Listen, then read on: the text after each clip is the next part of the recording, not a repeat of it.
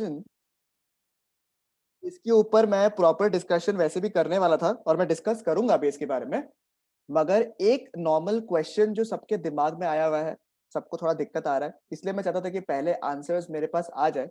कई लोगों ने मेरे को आंसर्स भेजा है, कुछ लोगों से मैंने आंसर्स लिखवाया है, कुछ कुछ लोग का आंसर्स मैं अभी भी वेट कर रहा हूँ तुषार तो मैं वेट कर रहा हूँ आंसर्स का। तो मैं आशा करता हूँ कि आंसर्स मेरे को मिल जाएगा जल्दी। तो आई एम जस्ट होपिंग कि आप लोगों का आंसर्स आ जाए और इसके ऊपर हम लोग एक अच्छा सा डिटेल डिस्कशन कर सके कि आंसर में क्या क्या इश्यूज आ रहा है इंडिविजुअल लेवल पे। बट एक एक छोटा सा टिनी सा एक डिस्कशन, छोटा सा डिस्कशन अपन कर लेते हैं, ठीक है, कि कैसे आपको आंसर लिखना है। अगर देखो जनरल क्वेश्चन हुआ, कोई जनरल क्वेश्चन है, मतलब देखो आजकल जनरल क्वेश्चन जो है, दो टाइप के क्वेश्चंस आ सकते हैं आपके एग्जाम में, अगर आप देखा जाए, ठीक है ना। तो आपके दो टाइप के क्वेश्चंस आते हैं। एक होता है डायरेक्ट क्वेश्चंस। अब डायरेक्ट क्वेश्चंस तो क्या है कि एक तो कम आते हैं डायरेक्ट क्वेश्चंस, एंड दूसरा चीज ये है कि डायरेक्ट क्वेश्चंस आज तक आप लोग लिखते आ ही रहे हो, तो डायरेक्ट क्वेश्चंस में एज सच आप लोग को कोई भी प्रॉब्लम नहीं होगा। आवाज मेरा क्लियर नहीं आ रहा है, रुको एक सेकेंड, तनिक थोड़ा सेटिंग कर लेते हैं। हाँ भाई और बानो, अभी आवाज आ रहा है मुस्कान जी को? ये अभी ठीक है। नेटवर्क इशू है तुम्हारा मुस्कान, तुम्हारा आवाज अभी टूट टूट के आ रहा है। या तो एक बार 2 सेकंड वेट, 10 सेकंड देख लो, अगर इंप्रूव नहीं होता है नेटवर्क तो रिज्वाइन कर लेना एक बार, ठीक है, और जब भी रिज्वाइन करेंगे हमको बता देना एक बार, ठीक है। हाँ देखो दो टाइप का क्वेश्चंस आपको एग्जाम में पूछ सकता है, ठीक है, क्योंकि लॉ, अच्छा मैंने उस दिन आप लोग से कुछ डिस्कशन इंपॉर्टेंट था क्योंकि सब लोग से कर नहीं पाया, मैं हल्का सा आपको बताता हूँ। लॉ में जो आपका एक बहुत बड़ा डर है सबको कि कैसे हम लोग कवर करेंगे आज के अपन जितना चैप्टर्स कर रहे हैं।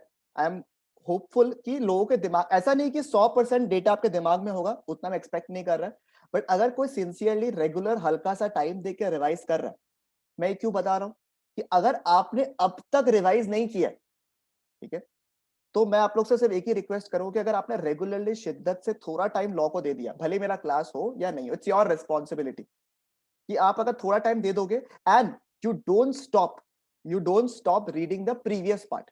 सब प्रीवियस पार्ट बोले तो अब जैसे कॉन्ट्रैक्ट एक्ट जो है वो एकदम फ्रेश चैप्टर है आपका, तो वो आप अभी नहीं भूलोगे, और जब तक हम लोग चैप्टर को करते रहेंगे तब तक वो चैप्टर रिवाइज होते रहेगा, तो वो आप नहीं भूलने वाले हो। There still a lot of revision that we need to do, ठीक है। सो अब चैप्टर कौन सा है? Companies act. अब कंपनीज एक्ट को रिवाइज करने का दो तरीका है। एक, आप लोग क्या करोगे, थियोरी बुक निकाला आपने, ठीक है, और उससे आपने थियोरी को रिवाइज करने की कोशिश किया, स्टार्ट किया पढ़ना। सेकेंड ऑप्शन ये है कि आप इंडियन कॉन्ट्रैक्ट एक्ट साथ में पढ़ते रहो, कोई दिक्कत नहीं, समझते रहो, एंड इन द मीनवाइल जो बहुत जन कर रहे हैं, कंपनीज एक्ट का क्वेश्चन जो है क्वेश्चन बैंक से सॉल्व करना शुरू कर दो, ठीक है। चाहे क्वेश्चन बैंक से आप सॉल्व करो, अगर आपको इनिशियली फर्स्ट आप शुरू करो तो क्वेश्चन बैंक से शुरू करो, and then when you done with the question bank, तो मैंने आपको एक लिंक भेजा था, ठीक है, which links you to the ICI का ऑफिशियल वेबसाइट, जहां पे आपको सारे के सारे पेपर्स वगैरह मिल जाएंगे, सिर्फ लॉ बोल के नहीं, सारे सब्जेक्ट्स के मिल जाएंगे। मैं हाईली रिक्वेस्ट करूंगा कि आप लोग वो साइट में जाके एक बार पेपर्स वगैरह देखो, क्वेश्चन पेपर्स, एक रिवीजन टेस्ट पेपर्स बोल के आता है, मॉक टेस्ट पेपर्स जो है, एक मैं आपको नोट कर रहा हूँ, मैं शायद भूल जाऊं, वैसे तो मैं हर बार डाउनलोड करके रख लेता हूँ, बट मॉक टेस्ट पेपर हर 6 महीने में एक पेपर आता है, मॉक टेस्ट पेपर्स। वर्ड से समझ में आ रहे थे, mock test before your exams, तो ये एग्जाम्स के पहले ही आते हैं। बट प्रॉब्लम क्या है, मॉक टेस्ट पेपर्स एक ही रहता है, मतलब कि जो पुराना मॉक टेस्ट पेपर्स है वो साइट से हट जाता है। तो इट इज अ रिक्वेस्ट कि आप लोग के एग्जाम के पहले तक, ठीक है, जो अभी current mock test papers available है वो शायद तक हट जाए, ठीक है। मतलब कभी कभी सीरीज 1 सीरीज 2 बोल के छोड़ देते हैं वो लोग, बट पुराने मॉक टेस्ट पेपर जनरली हट जाते हैं। तो पहला बात तो आप लोग करंट जो भी मॉक टेस्ट पेपर है उसको डाउनलोड कर लो, ठीक है, ताकि क्योंकि आपका काम ही आएगा आगे जाके। सेकेंडली, अगर पुराने मॉक टेस्ट भी मिलते हैं तो वो भी डाउनलोड कर लो। कई बार ऐसा देखा गया है कि मॉक टेस्ट के, क्योंकि मॉक टेस्ट है, सिमिलर क्वेश्चंस एग्जाम में आने का चांसेस थोड़ा बहुत रहता भी है और कई बार नहीं भी रहता, बट एक मॉक टेस्ट पेपर जो पुराना हो गया थोड़ा सा, मैं सोचो 1 साल पुराना अगर मॉक टेस्ट पेपर है या 6 महीना पुराना मॉक टेस्ट पेपर है, तो उसका weightage in the current exam अपने लिए बहुत इंपॉर्टेंट हो जाता है। ठीक है। तो ये mock test paper, revision test papers भी सेम है, आरटीपीपी जो है, बट आरटीपी कई सालों का रहता है, तो आरटीपी वाला is not an issue. Revision test papers वो भी ऐसा है, मॉक टेस्ट में क्या वो पेपर बना के देते हैं पूरा 60 मार्क्स 100 मार्क का paper including BCR, and RTP में चैप्टर वाइज रहता है, चैप्टर वाइज चैप्टर, मतलब चैप्टर वाइज क्वेश्चंस रहता है, चैप्टर वाइज इंपॉर्टेंट क्वेश्चंस या रेलेवेंट क्वेश्चंस एग्जाम्स के लिए उस तरीके से रहता है। तो मैं आप लोग को यही बोलूंगा कि जो लॉ का 60 मार्क्स है, और because BCR would also start very very soon, that would be of 40 marks, ठीक है। तो 60 मार्क्स जो है उसमें मैंने आपको पहले ही बोला कि जो आपका चैप्टर का जो मेन बुक है, मेन बुक का मतलब होता है आईसीआई का मटेरियल भी इंक्लूड कर रहा हूं मैं इसमें, ठीक है, वो वाला तो हो गया।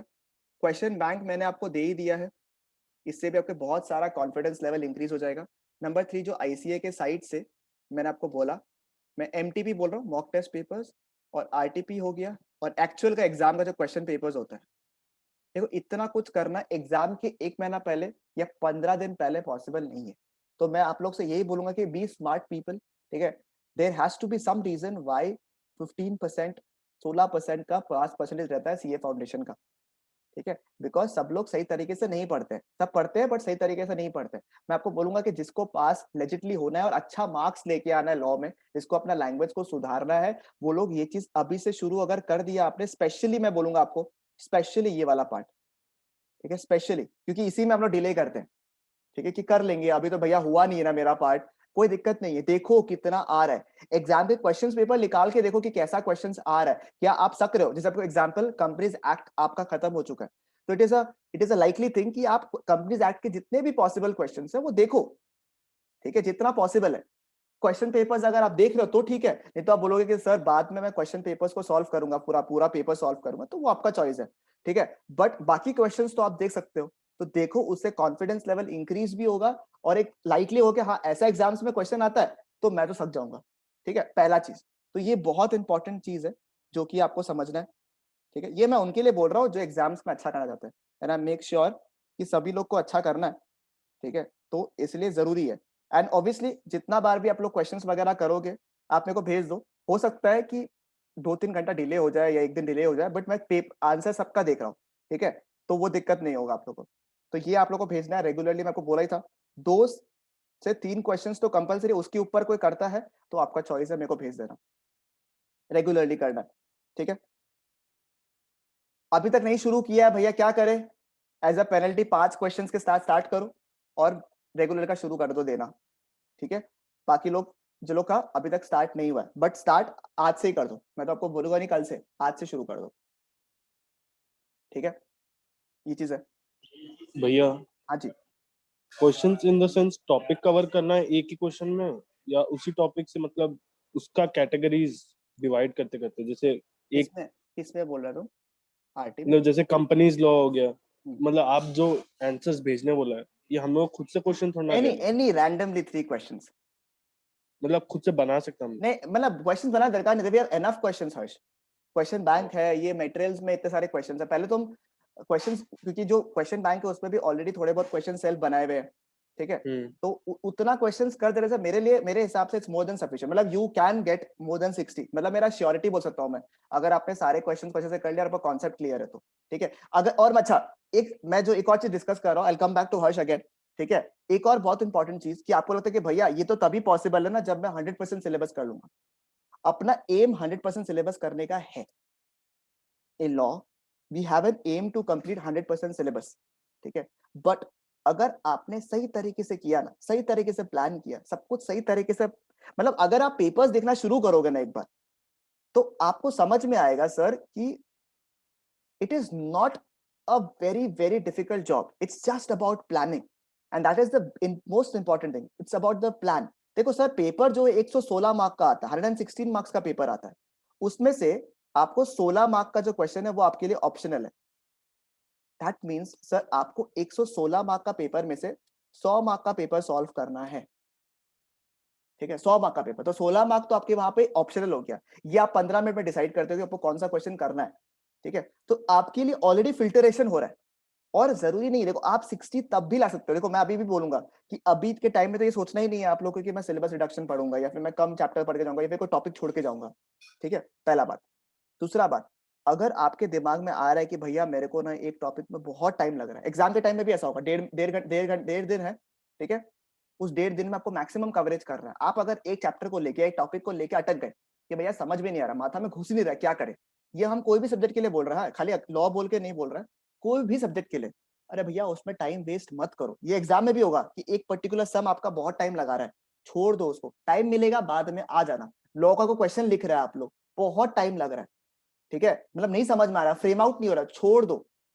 आपका प्लानिंग रहेगा जब आप लोग एग्जाम्स दोगे, मॉक पेपर्स बैठोगे सेंटर इंस्टीट्यूट में बैठ के, या फिर जैसे भी, मतलब आई होप कि इंस्टीट्यूट में हो, बट अगर घर पे भी देते हो बाई चांस, तो टाइम देख के आपको करना पड़ेगा। एक टाइम आएगा जब आपको रोज का एक पेपर करने का मैं बोलूंगा, या तो मतलब लिख के, कुछ क्वेश्चंस लिख के, रफ में लिख के, या फिर देखो बाई ग्लांस तो मैं कम ही सजेस्ट करता हूँ, बिकॉज बाई ग्लांस आप लोग काफी अभी तक देख चुके होंगे।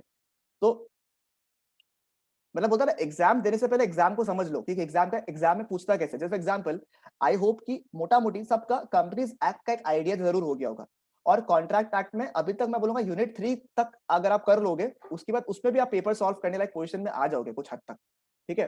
तो उसको देखो कि आप लोग किस पोजीशन में हो, और मैं बता रहा हूँ आपको, जिसने थोड़े बहुत क्वेश्चंस करना शुरू कर दिया, आपका कॉन्फिडेंस लेवल इंक्रीज हो जाएगा पेपर्स देख के, कि हाँ समझ में आ, जिसने जो जो देखेगा मेरे को बताना कि आप लोगों को कैसा लग रहा है पेपर देख के।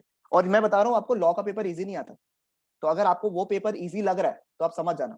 और मैं बोलूंगा, और अच्छा, जो मैं आपको मेन मुद्दा बताने की कोशिश कर रहा हूँ, कि बाई चांस अगर आपका एक यूनिट छूट गया, क्योंकि company contract act is a long chapter, might happen that you miss out a unit, you could not revise, you could not, दिमाग में नहीं घुस रहा है, सर कोई बड़ा बात नहीं है, एग्जाम में आ भी गया तो कितना मार्क्स का आ जाएगा, 3 मार्क, 4 मार्क, 5 मार्क, 55 मार्क का पेपर अभी भी हाथ में है अपना, शिद्दत से लिखोगे 40 लेके आ जाओगे, बीसीआर में नहीं निकल के 20 तो लाओगे, अभी भी 60 बन रहा है आपका, ठीक है, अभी भी 60 बन रहा है। और मैं बोल रहा हूँ जितने भी जन है अभी, सबको आपको 60 प्लस एम करना है लॉ में। मैं ज्यादा ओवर एम्बिशियस नहीं हो रहा, जो उसके ऊपर लाया, मैं आपको बता रहा हूँ पर्सनली मेरे तरफ से रिट्रीट होगा, मेरा अभी तक हाईएस्ट इज 69, ठीक है, मैं आपको ये बोल रहा हूँ, ज्यादा हाईएस्ट भी नहीं है अभी तक, तो लॉ में थोड़ा मार्क्स कम मिलता है, बट अगर कोई स्कोर करता है, ट्रस्ट में, I have the amount of thing, ठीक है, मैं आपको पर्सनली हेल्प करूंगा उस पर, तो अगर किसी के अंदर है, हाईएस्ट इज 69 अभी तक, नहीं नहीं मेरा बैच का बोल रहा हूँ, ऐसे नहीं, ऐसे नहीं, ऐसे शायद तक ऐसे शायद ऑल इंडिया में शायद 80s में है हाईएस्ट मेरे हिसाब से, if I am not wrong, एक बार चेक करना पड़ेगा, ठीक है, बट मिलता है। प्रॉब्लम क्या है ना, अपन डर जाता है, अगर आप लोग डरे नहीं हो अभी तक, तो आराम से मार्क्स आएगा, आराम से आएगा, बस खाली ये करना है, सुनना है, इस बार बहुत ज्यादा से प्रिपेयर्ड है अपन, करना है। और मैं आपको बोला 100% सिलेबस अगर नहीं भी किया, और आपका कॉन्फिडेंस लेवल है कि भैया जितना एग्जाम में आएगा फोड़ देगा, 120% आएगा, क्योंकि मैं आपको अपना बता रहा हूँ, मैंने एग्जाम में सीए फाइनल में, मैंने लॉ में 77 मार्क्स का पेपर किया था, 77 मार्क्स का, और पकड़ लो 2-3 मार्क का एक्स्ट्रा मैंने ऐसे ही लिख दिया था कि मतलब चलो नहीं आता आंसर, ऐसे एक पहला बात, तो मैंने वैसे लिखा था, तो 80 मार्क्स पकड़ लो, ठीक है, 80 मार्क्स या 77 टू बी वेरी प्रिसाइज, मैंने 77 या 80 मार्क्स का पेपर किया था, उसमें से आई गॉट 63 या 60, आई गॉट 64, ठीक है, मेरे को 64 मिला था लॉ में, ठीक है, तो मेरा देखो, ऑल 64 ऐसे देखा जाए तो आप बोलोगे ठीक है, मतलब ऐसे तो देखो सी फाइनल में एग्जामिनेशन 60 आप लाना ही बहुत बड़ा बात होता है, वो भी थ्योरी सब्जेक्ट में तो अलग ही चीज होता है, बट आप मार्क्स रेशियो देखो कि मैंने 77 का मार्क्स का किया, बट मैंने बोलता हूँ आपको कि 70 मार्क का, जो 75 मार्क्स का जो मैंने लिखा है ना, मतलब मेरे को पता था कि मेरे को ना अगर सही चेकर आ गया तो वो उनको फुल मार्क्स देके जाएगा, मैंने ऐसा लिखा मैंने, तो मैं बोलता हूँ कि लिखने का क्वालिटी, बट हाँ मेरे को फालतू आंसर देने का वो आपका चॉइस है, ठीक है, कैसे आपको करना है, मैं तो आपको बोलूंगा कि हायर एम करो, बट मार्क्स आता है, ठीक है, और मेरा 100% सिलेबस नहीं किया हुआ था, मेरा कंपनीज एक्ट जो पोर्शन है, मतलब फाइनल में भी 2 पार्ट होता है आपका, एक कंपनीज एक्ट और एक अलाइड लॉज, मतलब अदर लॉज बोल के है, मेरा अदर लॉज तो बहुत छाटा हुआ पढ़ाई किया हुआ था, मैं बहुत कम पढ़ाई किया हुआ है अदर लॉज तो, क्योंकि बहुत लंबा लंबा एक्ट था और इतना टाइम नहीं था, 30 मार्क्स का अदर एक्ट आता है, तो 40 मार्क्स का, सॉरी 40 मार्क्स का आता है, तो इतना बड़ा सिलेबस और इतना कम मार्क्स, तो इसलिए मेरे को जम नहीं रहा था, तो कंपनीज एक्ट स्ट्रॉन्ग था, बट ये थोड़ा सा ठीक ठीक ही किया हुआ था, तो मेरा बहुत मार्क्स छूटा था उसकी वजह से, अदर लॉस की वजह से, बट फिर भी मार्क्स आता है आपका आंसर क्वालिटी के ऊपर, ठीक है।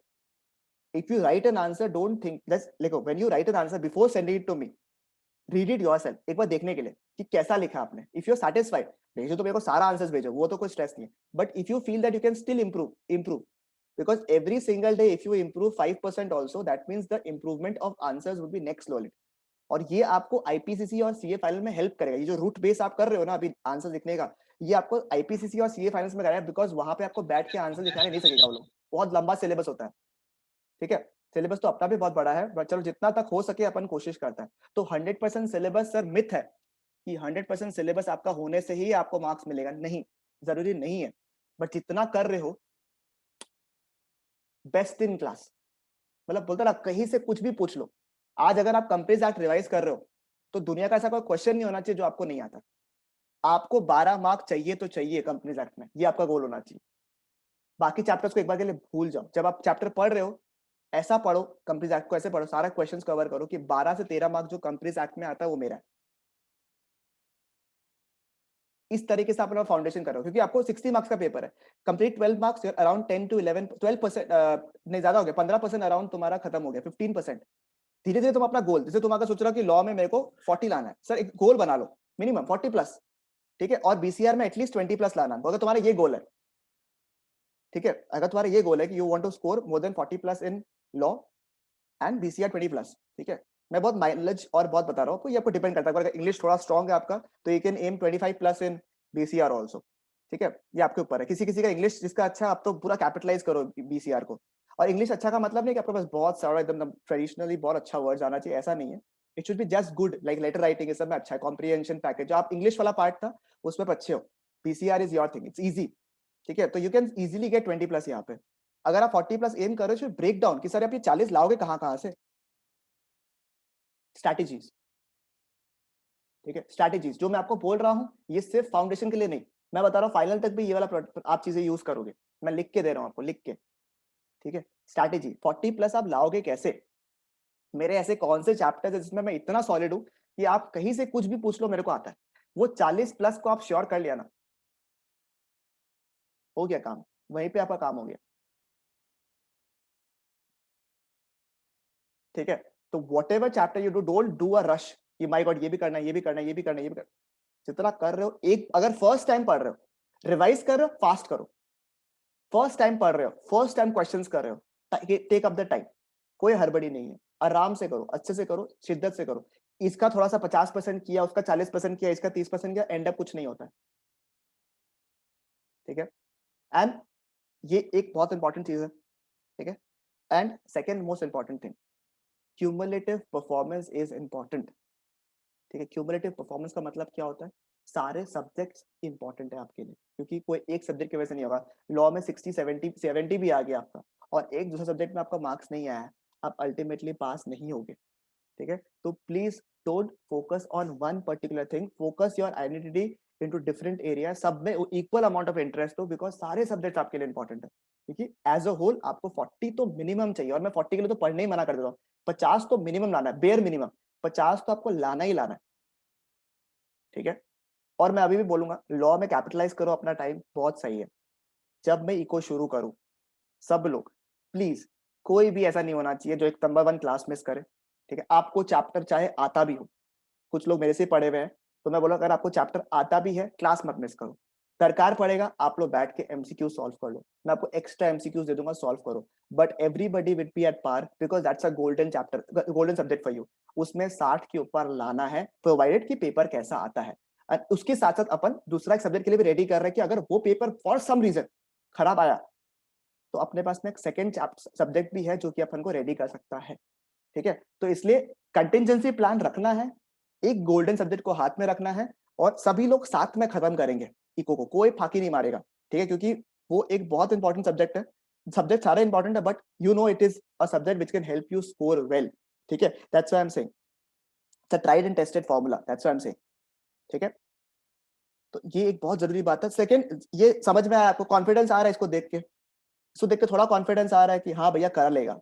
It's all about strategies. अगर प्लान्स नहीं बना पाए हो, अगर नहीं हो पाया तो मेरे को बताओ, मैं प्लान बना के दूंगा आपको, ठीक है।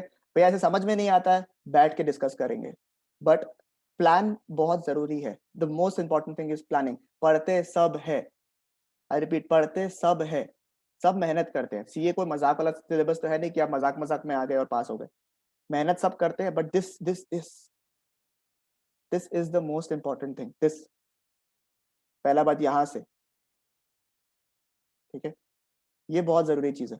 ये अगर आपका दिमाग में आ गया कि, और आपको बोलता हूँ बोर्ड में, मेरे पास जितने भी स्टूडेंट्स सबने ये किया है, मैं आपको ये भी बोलूंगा कि अपने बोर्ड में जहां भी आप पढ़ रहे हो, डेस्क में, दीवार में, जो भी है, write down how much you want to score.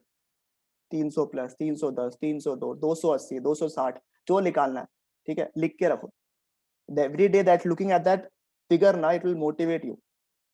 Every day it will motivate you कि बॉस वो मार्क्स मेरे को लाना है, कैसे भी, कहीं से भी लाना है। वो एटीट्यूड जिस दिन आ गया ना, बेस्ट है। ठीक है, तो मैं बोल रहा हूँ। और कुछ लोग जो लगता है अभी सर शुरू किया है, अभी करेगा तो होगा या नहीं होगा। एक स्टूडेंट है जो लास्ट का 1 महीना में शुरू किया था, 1 डेढ़ महीना पहले शुरू किया था, बट एटीट्यूड, फंडामेंटल्स खतरनाक। मैं कभी नहीं बोलूंगा कि वो बाई लक जीता है, नहीं। फंडामेंटल्स नेक्स्ट लेवल, मतलब अकाउंट्स का फंडामेंटल्स नेक्स्ट लेवल। फंडामेंटल पे वर्क किया, चैप्टर उसको नहीं पता होगा चाहे, फंडामेंटल्स खतरनाक। मतलब अकाउंटिंग एंट्री अगर आपको बोलता है, उसको समझ में आ रहा अकाउंटिंग एंट्री का मतलब क्या है, फंडामेंटल्स नेक्स्ट लेवल। लॉ में उसका बीसीआर इंग्लिश मतलब खतरनाक। लॉ में बोला भैया आप समझा दो, लिख तो लेगा। ठीक है, वो ऐसे ही बोल, क्योंकि उसको पास इतना टाइम नहीं था, और उसने कंपनी का कुछ चैप्टर छोड़ के गया, वो सोगा का कुछ चैप्टर छोड़ के गया वो। ठीक है, पार्टनरशिप पूरा करके गया था। एलएलपी का उसको हम 8 क्वेश्चन दिया था, वो 8 क्वेश्चन करके गया था, लकीली उससे क्वेश्चन आ गया था। ठीक है, और कंपनी एक्ट पूरा करके गया था वो। ठीक है, इतना कुछ छोड़ के गया था वो। ठीक है, इको तो देखो भाई, इको तो वो था ही अच्छा, तो इको में मार्क्स लेके आया, ही गॉट 278, 278। ठीक है, तो मतलब आता है, बट उसका कॉन्फिडेंस लेवल, हम कभी उसका मुंह से ये नहीं सुना कि भैया पास नहीं होगा, ये क्या करे समझ में नहीं आ रहा, कभी नहीं, हो जाएगा, कर लेगा। ठीक है, तो अभी आईपीसीसी भी कर रहा है। तो मैं आपको यही बोल रहा हूँ, manifestation is very very important. पहला चीज तो आप लोग दिमाग में सोच लो कि आप लोग सीए फाउंडेशन नहीं कर रहे हो, सीए बनने का सोच रहे हो। सीए बन जाओ पहले, सीए पहले ही बन जाओ, फिर पीछे आओ, तब आप लोग के लिए देखना एकदम रोड मैप होगा। अभी तक शुरू नहीं किया, शुरू कर दो। ठीक है, and to be very honest, I am just there to make your lives better, only to make you pass. Simple, my single most goal is to make you pass, and not just pass, you get your elevation level and confidence level to such an highest degree कि आपको लगे कि अब तो फोड़ देगा, हम आगे भी कुछ भी हो जाओ, कोई दिक्कत का बात ही नहीं है, कर लेगा। कॉन्फिडेंस के साथ आगे बढ़ेगा ना, तो ऐसा लगेगा कि भाई इतना लेके आया था, पता है ना, आगे लेके आएगा, ज्यादा लेके आएगा। ठीक है, बी कॉम्पिटिटिव, साथ में पढ़ो, अच्छा है। अगर कोई ग्रुप में पढ़ रहा है बहुत अच्छी बात है, but it should be complementary groups and not opposite groups, साथ में। ठीक है, कंपटीशन दो, एक दूसरे को चैलेंज करो। ठीक है, who will get the highest and all, बहुत हेल्प करता है, मोटिवेशनली बहुत हेल्प करता है। This are not negative things, trust me, this are very good. ठीक है, इसलिए मैं रिवॉर्ड्स भी रखता हूँ। You should be rewarded, like I certainly feel, मैं मेहनत कर रहा हूँ आज आप लोग के ऊपर, तो I should be rewarded with your results and all, right. तो if you work hard, you also should be rewarded in some way or the other. I really feel कि रिवॉर्डिंग चाहिए, जरूरी है लोगों को रिवॉर्ड करना। ठीक है, तो मैं तो रिवॉर्ड में बहुत बिलीव करता हूँ। जब मेहनत करोगे, अच्छा कुछ करोगे, तो रिवॉर्ड मिलना ही चाहिए। मेहनत करोगे, उतना अच्छा भी नहीं किया, बट शिद्दत से मेहनत करोगे, तब भी मेरे तरफ से रिवॉर्ड है। ठीक है, बट एटलीस्ट ट्राई ना। Why are you judging yourself on the basis कि मैंने आज तक नहीं किया। तो ये 2-3 चीज था जो कुछ लोग लाइव में आके बात कर रहे थे, कुछ लोग ऑफलाइन में बात कर रहे थे, कुछ लोग ऑनलाइन में बात था। तो मैं सोचा कि एक बार इसके रिलेटेड डिस्कशन कर रहा था। ठीक है, तो ताकि आप लोग सब लोग एट पार आ जाओ कि अभी से भी शुरू किया ना, तो भी फोड़ दोगे। आप लोग, बता रहा हूँ, फोड़ दोगे, अच्छा नहीं, फोड़ दोगे। ठीक है, एक चीज मेरे को खाली एक सजेशन लेना था आप लोग से, बस मतलब एक एडवाइस लेना है खाली आप लोग से। Are you finding the law का स्पीड ओके? स्पीड का, स्पीड ठीक है, मूवमेंट का,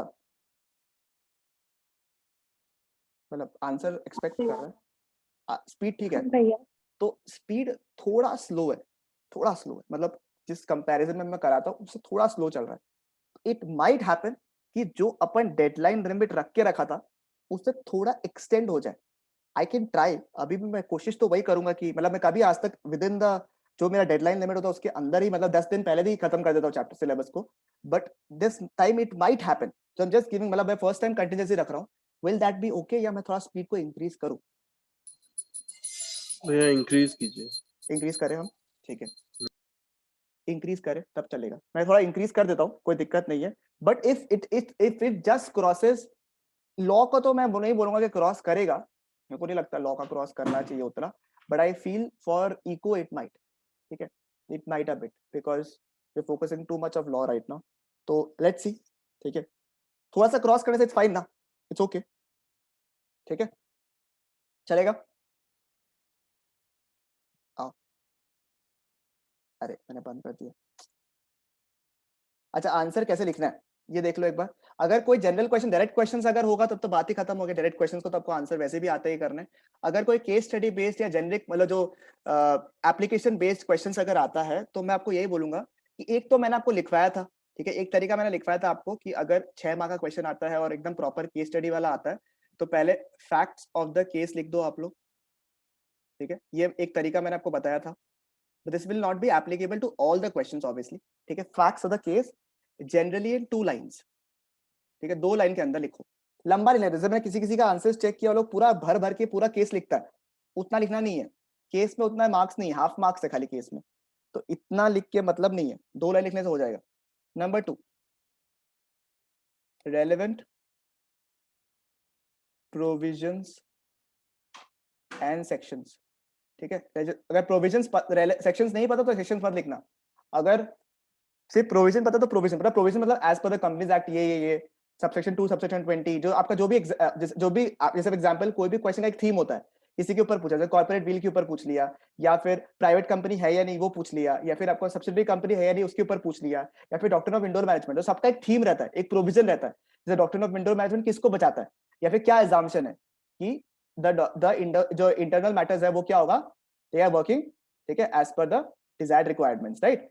तो वाला पार्ट आता है डीओआईएम में। या फिर डॉक्ट्रिन ऑफ कंस्ट्रक्टिव नोटिस के बारे में अगर बात करें तो उस पर एक टॉपिक रहता है कि भैया it is assume that the members या फिर जो आउटसाइडर जो डील कर रहा है कंपनी से, they must have read the articles and memorandum, ठीक है, ऑफ द कंपनी। तो ये जो आपका प्रोविजन है इस पार्ट को लिख दो। अगर सेक्शन नंबर आता है तब प्रोविजंस एंड सेक्शंस लिखना, ठीक है। तो इस पे आपको मेनली प्रोविजंस लिखना है कि क्या प्रोविजन है बताने की कोशिश करो, किस थीम के ऊपर क्वेश्चन पूछा गया है, ठीक है। नंबर 3 है, नंबर 3 याद है किसी को क्या लिखवाया था, याद है किसी को?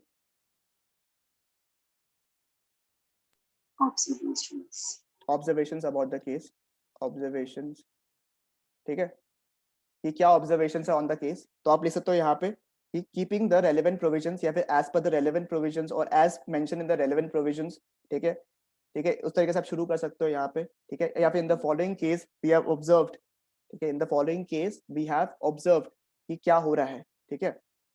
इस तरीके से आपका यहाँ पे क्या होगा, मेन जो केस जो आपको पूछा ना एग्जाम में, जो क्वेश्चन पूछा है उसको रेफर करके बताओ, ठीक है, कि अगर आपने प्रोटेक्शन ऑफ रेवेन्यू के लिए किया, ऐसे कुछ किया, then that case lifting of the corporate veil किया जाता है, एंड हेंस, ठीक है, इट विल फॉल, और lifting of the corporate veil करके जो ट्रू ओनर है उसको फाइन किया जाता है, and accordingly it is being jumped up. तो वाला पार्ट जो है आप केस वाला पार्ट लिख लो यहाँ पे, जो आपको रेलेवेंट वाला पोर्शन एग्जाम में जो पूछ रहा है आपको उसका मेन नरेशन वाला पार्ट इसमें लिख लो, ठीक है। एंड 1 लाइन का आपको लिखना है कंक्लूजन, इसमें yes know the correct statement is correct, ये सब वाला पार्ट जो है आप लिख सकते हो, ठीक है। तो ये हो गया आपका जहाँ एक स्टैंडर्ड केस स्टडी लिखता है। इस फॉर्मेट में पसंद है, इस फॉर्मेट में लिखो। या फिर एक और चीज, ठीक है, अगर आपको कभी आंसर लिखना हो, ठीक है, तो अगर आप आंसर में श्योर हो, जैसे कोई क्वेश्चन में पूछता है ना कि लॉ जो किया है वो सही किया है क्या, कोर्ट ने जो किया वो सही किया है क्या, क्या उसको जस्टिस मिलेगा, तो अगर आंसर यस या फिर नो में, अगर आंसर यस या फिर नो में, तो आप अगर श्योर हो, एकदम 100% श्योर हो कि यस है या नो है, आपको पता है आंसर देख, क्वेश्चन देख के समझ में आ रहा है यस या नो, तो पहले ही लिख लो यहाँ पे yes the following provision is correct, या फिर yes the said contention is correct, ठीक है, yes the said contention is correct. इस तरीके से आपको जो भी लिखना है आपको, ठीक है, आप लिख के अंडरलाइन कर दो यस वाला पार्ट को, कि उसको पहले ही आपने आंसर दे दिया। ये आप कब बताओगे, जब आप श्योर हो। नहीं श्योर हो, नहीं लिखना शुरू में, ना बाबा ना, गलती नहीं करना है फिर, ठीक है। अगर आप श्योर हो कि आपको आंसर पता है, लिख दिया, वैसे यहाँ पे टिक कर दिया, फिर लिखने का दरकार नहीं है। नेक्स्ट पैराग्राफ में आप लोग लिखो रेलेवेंट प्रोविजन, हेडिंग नहीं लिखना है, हेडिंग नहीं लिखना है आप लोगों को इसमें, ठीक है, सिर्फ रेलेवेंट प्रोविजन, मतलब उस पर्टिकुलर जो भी क्वेश्चन पूछा उसका जो भी प्रोविजन है, कि एज पर जो 2 सबसेक्शन 87, ठीक है, फिर क्या होता है सब्सिडियरी कंपनी कब होता है, हमारा सब्सिडियरी कंपनी जब ऐसे से रहता है, तो वो जो भी प्रोविजन है उसको आपने लिखा, ठीक है। फिर उसके बाद अबाउट द केस, मतलब यहाँ पे आप लिखो जो क्वेश्चन पूछा है आपको, मतलब इसमें क्या कर रहा है अपन, अंडरलाइन नहीं कर रहा है, बस फॉर्मेट थोड़ा सा अलग कर दिया अपन। इसमें क्या लिखा, in the following case we have observe that mister A जो है, सॉरी कंपनी ए जो है वो उसमें 50% से ऊपर होल्ड कर रहा है कंपनी बी में, ठीक है, as a result we can see that तुम्हारा जो है company B is a subsidiary of company A, ठीक है, बस इतना ही। यहाँ पे अबाउट द केस लिखे, यहीं पे कंक्लूजन सॉर्ट ऑफ बना दो यहाँ पे, क्योंकि कंक्लूजन आपने ऊपर पहले लिख दिया यहाँ पे। अगर आपने ऊपर नहीं लिखा तो नीचे में आंसर आएगा। सर क्यों नीचे में क्यों लिखवा रहे हो आप? क्योंकि अगर चेकर चेक कर रहा है वो देखेगा हाँ ये करेक्ट है, ये करेक्ट है, ये करेक्ट है, वो मार्क्स पूरा दे देगा आपको। अगर आपको लगता है ये श्योर नहीं है तो यहाँ चेक किया, यहाँ चेक किया, यहाँ चेक किया, फिर लास्ट में ओ यहाँ गलती हो गया, तो वो 4 में से 3 दे देगा आपको, क्योंकि तीनों चीज आपने सही लिखा है। इस तरीके से माइंडसेट रहता है। तो आप लोग किसी किसी को दिक्कत हो रहा था कि किस फॉर्मेट में आप लोग आंसर लिखे, एक तो वो फॉर्मेट है जो मैंने आपको दिया था, या फिर अगर आप ऐसे लिख रहे हो तो आप इस पार्ट को करो और अपने आंसर्स में टेल द चेकर कि आपको क्या पढ़ाना है उसको, मतलब कि मेन पॉइंट्स जो जो आपको लगता है कि रेलेवेंट है, पढ़ के आए आप, उसको अंडरलाइन करना आज से सीखो। ऐसा नहीं कि रफ में लिख रहा तो बोल के रफ में आप लोग अंडरलाइन नहीं करोगे, क्योंकि वो हैबिट होना चाहिए, पेंसिल पेन का कोऑर्डिनेशन आपका हाथ में होना चाहिए कि आप किस तरीके से अंडरलाइन करोगे, ठीक है, और टाइम फ्रेम के साथ में। तो अभी से आपको लिखना है इस वाला पार्ट को, ठीक है? समझ में आया? कुछ हेल्प मिला आप लोग को? कोई कुछ नहीं बोलता, खराब लग जाता हमको। कोई बात नहीं करता हमसे, इतना से समझाया फिर भी कोई नहीं बोलता। समझ गया ना? ठीक है, ऐसे ऐसे हमको सेंटी मारना पड़ता, देखो तुम लोग को। ठीक है, ये एक फॉर्मेट हो गया। दूसरा एक पुराना फॉर्मेट जो आप लोग को लिखा है वो हो गया आपका, ठीक है, उसमें प्रॉपर्ली हो गया, फैक्ट्स ऑफ द केस उस सबसे हो गया। यहाँ पे आपको 4 मार्क का क्वेश्चन अगर है, 3 मार्क का क्वेश्चन अगर है, तो ये वाला फॉर्मेट को आराम से यूज कर सकते हो विद प्रॉपर अंडरलाइनिंग, तो आपका काम हो जाएगा। ठीक है, चलेगा?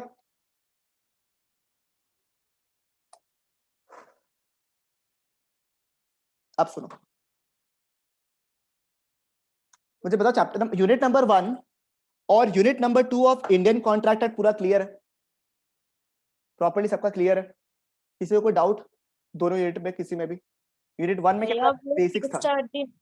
हाँ हाँ, वो केस स्टडी आपको दिया था ना, वो दुर्गा प्रसाद वाला। हाँ, उसके अलावा हाँ दुर्गा प्रसाद करा देगा। और कुछ? दुर्गा प्रसाद मेरे दिमाग में।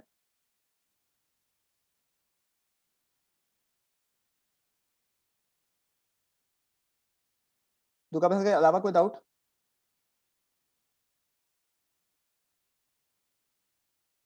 मतलब कि कोई भी डाउट यूनिट नंबर 1 और यूनिट नंबर 2? देखो, अब यूनिट नंबर 1 यूनिट नंबर 2 अगर आपने अच्छे से कर लिया, unit number 3 is a breeze for you. It's a breeze for you. आपको ऐसा लगेगा यू आर एट होम, क्योंकि अभी क्या, अब आप लोग जो इतना टाइम इन्वेस्ट किया ना इंडियन कॉन्ट्रैक्ट एक्ट में, इतना रिवाइज किया अपन ने इंडियन कॉन्ट्रैक्ट एक्ट को प्रॉपर्ली, 2-3 बार पढ़ा इंडियन कॉन्ट्रैक्ट एक्ट को, अब उसका फायदा आपको मिलेगा। ठीक है, यूनिट नंबर 3 में। ठीक है, because you technically know all the important terms जो कि यहाँ जरूरी है। ठीक है, अगर यूनिट नंबर 1 यूनिट नंबर 2 में आपको और 2 दिन का टाइम दे रहा हूँ, अगर बाई चांस आपका नहीं हुआ है, कुछ भी डाउट है तो पूछो, इसलिए मैं आज कवर नहीं कर रहा हूँ। एक जन का डाउट था जो मेरे को बोला था कि लास्ट वाला पार्ट था ना, प्रीविटी ऑफ कॉन्ट्रैक्ट में, किसी को डाउट था ना? किसको डाउट था प्रीविटी ऑफ कॉन्ट्रैक्ट में? हमको गरिमा को। ठीक है, तो प्रीविटी ऑफ कॉन्ट्रैक्ट को हम एक बार के लिए होल्ड में रखा है, बिकॉज प्रीविटी ऑफ कॉन्ट्रैक्ट का मतलब क्या है कि जब भी कॉन्ट्रैक्ट अपन कर रहे हैं तो जनरल रूल क्या होता है कि पार्टीज टू द कॉन्ट्रैक्ट, मतलब कि अगर मेरे और गरिमा के बीच में कॉन्ट्रैक्ट हो रहा है तो हम लोग आपस में सू कौन फाइल कर सकता है? सूट कौन फाइल कर सकता है? Parties to the contract only. मतलब थर्ड पार्टी जो है वो सूट फाइल नहीं कर सकता। This is the concept of privity of contract. ठीक है, एक बार बाकी लोग भी एक बार रीड करके रखेगा, स्पेशली कंसिडरेशन वाला पार्ट को रीड करके रखेगा आप लोग। मैं इसको वापस डिस्कस करूंगा, ठीक है, इन अ लेटर क्लास। आज कुछ नया पढ़ते हैं, बहुत दिन हो गया कुछ नया नहीं पढ़ा अपन ने। ठीक है, तो आज कुछ नया पढ़ते हैं, कुछ मजेदार पढ़ते हैं, ताकि कॉन्फिडेंस लेवल ऐसे हो जाए आप लोग का। ठीक है, unit number 3। Unit number 3 is all about one important term. याद करो, यूनिट नंबर 1 सब कुछ था उसमें, वैलिड कॉन्ट्रैक्ट क्या होता है, ठीक है, एग्रीमेंट क्या होता है, essentials of a valid offer क्या होता है, एक्सेप्टेंस कब होता है, कम्युनिकेशन ऑफ ऑफर क्या होता है, इतना कुछ पढ़ा हम लोग। उसमें एक टर्म पढ़ा था, अगर आपको याद होगा तो, एक टर्म पढ़ा था अपन ने, अगर किसी को याद हो तो मैं वो टर्म को यहाँ लिख देता हूँ, यूनिट 3 को जो रेफर करेगा। वो टर्म किसी को याद है क्या? किसी को याद है?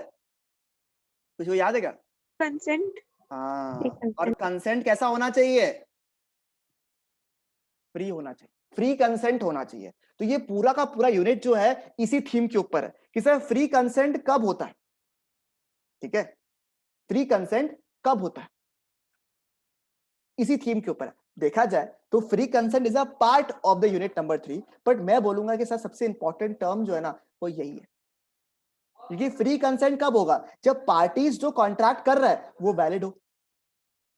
फ्री कंसेंट कब होगा? जब दो पार्टीज लोग जब कॉन्ट्रैक्ट कर रहे हैं दोनों का एग्रीमेंट हो। यानी कि अगर मैं और कोई एक जन और अगर कॉन्ट्रैक्ट कर रहे हैं तो बहुत जरूरी है कि हम लोग दोनों जन उस कॉन्ट्रैक्ट को प्रॉपर्ली समझ जाए, दोनों के दोनों जन प्रॉपर्ली उस कॉन्ट्रैक्ट को समझ जाए। ऐसा नहीं हो कि मैंने कुछ और समझा, उसने कुछ और समझा, ये ना हो। जो कॉन्ट्रैक्ट कर रहे हैं वो दोनों कौन है? तो जो मैं अगर क्रिमिनल हूं और दूसरा जो पार्टी कर रहा है उसको पता ही नहीं है, तो उसमें इसमें फ्री कंसेंट आपको नहीं मिला, क्योंकि मैं कॉन्ट्रैक्ट कर ही नहीं सकता क्योंकि मैं एक क्रिमिनल हूं। ठीक है, अगर कॉन्ट्रैक्ट हुआ है बाय डरा के, धमका के, अगर मैंने आपको इमोशनल अत्याचार करके कॉन्ट्रैक्ट में एंटर करवा दिया, तो भी उस कॉन्ट्रैक्ट में फ्री कंसेंट आपको नहीं मिलता है। तो ये यूनिट जो है, ये एक वर्ड के ऊपर, इनफैक्ट दो वर्ड्स है, सॉरी, बट इस दोनों वर्ड्स के ऊपर सर्कुलेट करता है पूरा। ठीक है, और देखो इसीलिए बताऊं ये यूनिट कितना अच्छा। देखो सबसे पहले कैपेसिटी टू कॉन्ट्रैक्ट। ठीक है, कैपेसिटी टू द कॉन्ट्रैक्ट का मतलब क्या है, सुनो। ठीक है, सबसे पहला चीज डिस्कशन में, कैपेसिटी टू कॉन्ट्रैक्ट का मतलब समझो क्या होता है। ठीक है, कि भैया एक मेरे को बात बताओ कि कॉन्ट्रैक्ट एंटर कौन कौन कर सकता है, यानी कि हु आर वैलिड या who is legally allowed to carry out a contract. ये आप लोग पढ़ा हुआ है, बताओ बिना देखे बताओ। चलो कौन कौन था, किसी को याद है? मेजर होना चाहिए, मतलब कि 18 से ऊपर, 18 से ऊपर होना चाहिए। नव युवक जो बच्चे होते हैं वो कॉन्ट्रैक्ट एंटर नहीं कर सकते। ठीक है हर्ष? हाँ भी है। नहीं कर सकता तुम, पर तुम कर सकता है, बट तुम लाइबल नहीं होगा, तुम तो बड़ा एडवांटेज वाला पोजीशन में। ठीक है, और नंबर 2 बताओ। Sound mind. साउंड माइंड मतलब कि भैया उसका दिमागी संतुलन सही होना चाहिए, बिल्कुल पगला नहीं होना चाहिए। ठीक है, ओके, एकदम पगला नहीं होना चाहिए, पगला पगला नहीं होना चाहिए। ठीक है, फिर नेक्स्ट क्या था, एक और किसी को याद है क्या? Is not be disqualified by law. Not disqualified by law. पता ही है भैया, यही वाला पार्ट हम लोग पढ़ने वाला डिटेल में, बस यही है। ठीक है, नॉट डिस्क्वालिफाइड बाय लॉ मतलब क्रिमिनल जैसे हो गया, क्रिमिनल्स। वो लोग डिस्क्वालिफाइड बाय लॉ होता है, तो वो लोग कॉन्ट्रैक्ट में एंटर नहीं कर सकते। मतलब इन तीनों के अलावा, मतलब तीनों चीज अगर है तभी आप कॉन्ट्रैक्ट में एंटर कर सकते हो, अदरवाइज आप कॉन्ट्रैक्ट में एंटर नहीं कर सकते। तभी आपको कैपेसिटी बनता है कॉन्ट्रैक्ट में एंटर करने का। ठीक है, देखो उसमें से देखो क्या लिखा हुआ, देखो every person is competent to contract, जो कि कौन कौन, who has attend the age of majority, sound mind का है, and not disqualified from any law. ठीक है, ये वाला पार्ट हो गया। कौन कौन इनकेपेबल है, कौन कौन कॉन्ट्रैक्ट एंटर नहीं कर सकता, पहला आपको पता ही है कौन है, माइनर। ठीक है, माइनर जनरली क्या कॉन्ट्रैक्ट में एंटर कर सकता है?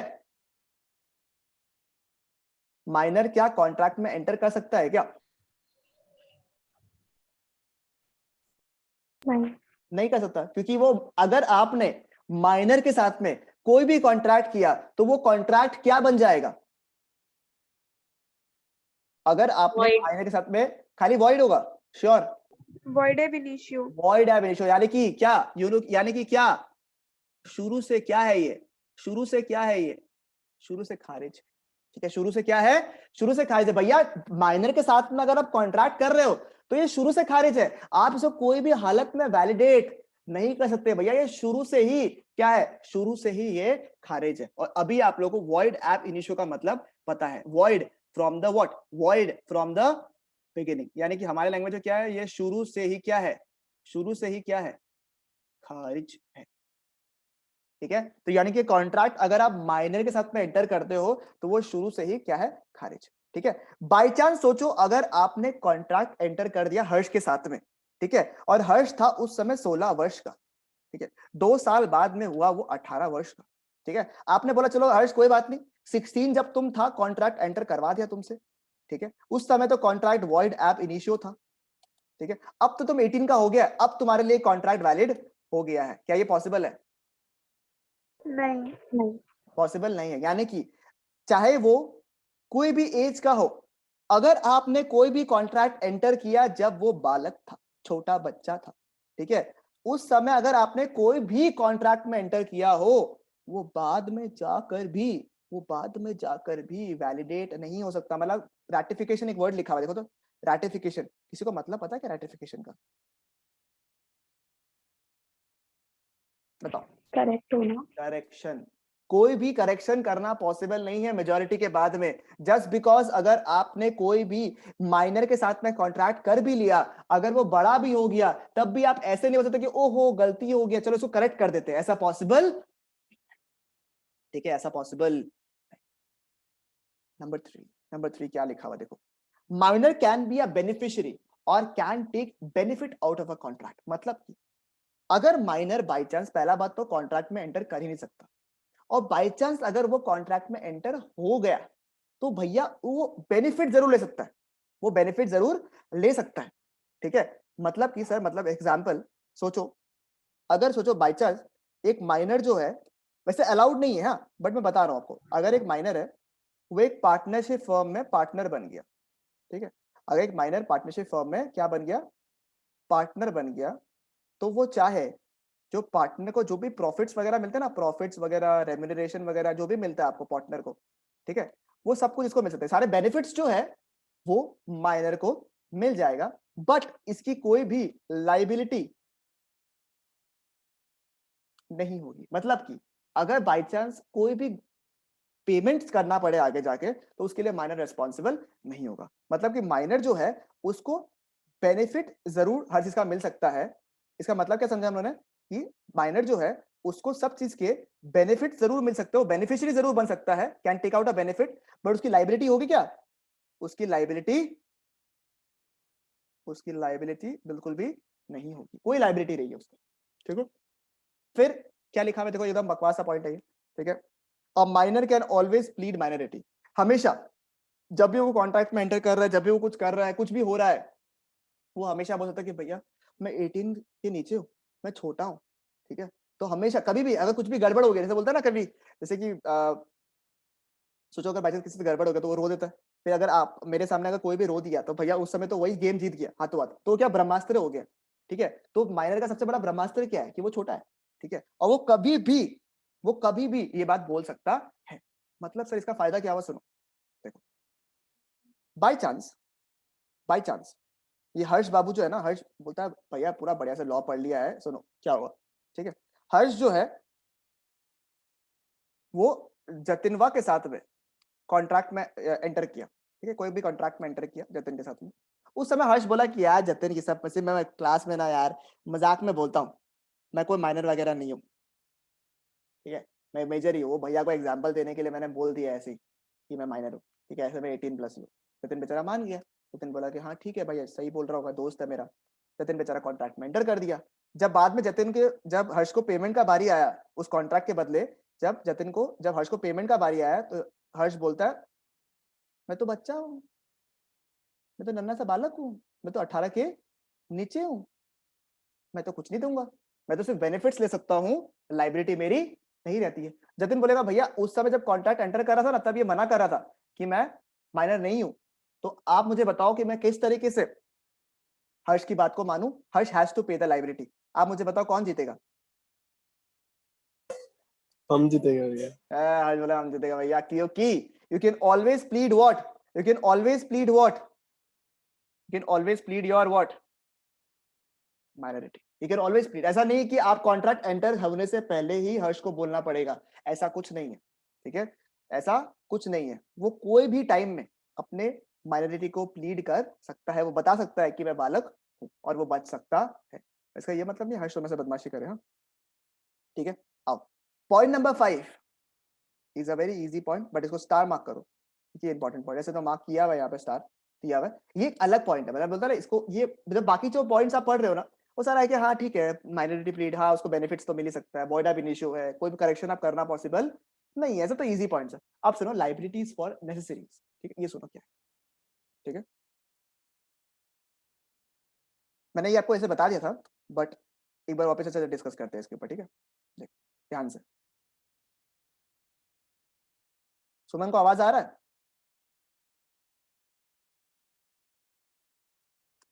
सुमन बाबू को आवाज आ रहा है क्या? हाँ सर, आ रहा है। सुनो अब क्या हुआ, सोचो इसका नाम लो, सर कुछ नॉइज हो रहा है।